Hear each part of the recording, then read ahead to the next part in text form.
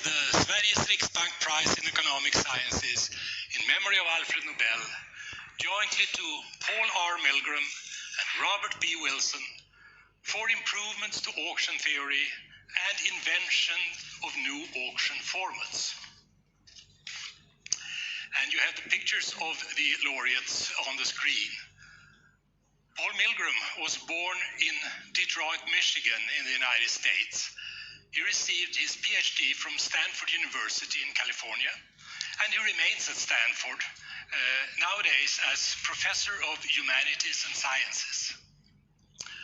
Robert Wilson was born in the town of Geneva in Nebraska in the United States.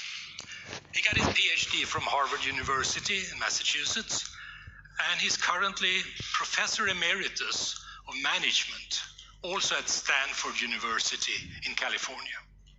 Auctions are everywhere. People use auctions to buy and sell different items on popular internet auction sites. Electricity markets are organized as auctions.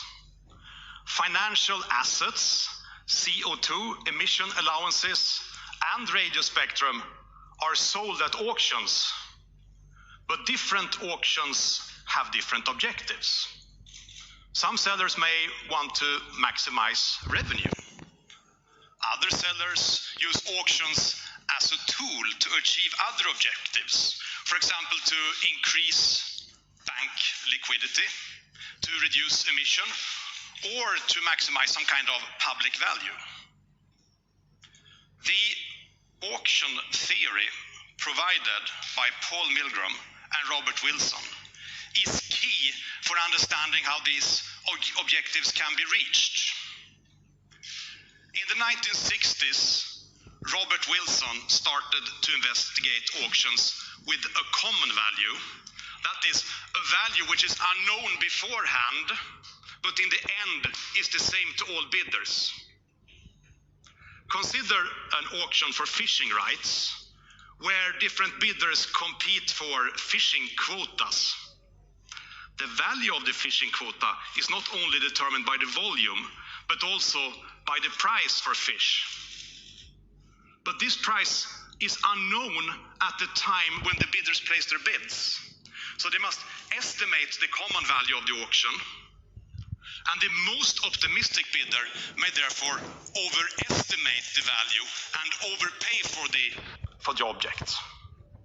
This is something known as the winner's curse. Robert Wilson's research helps to explain how rational bidders in common value auctions should place their bid to, on the one hand, maximize their own expected value of the auction, while avoiding being struck by the winner's curse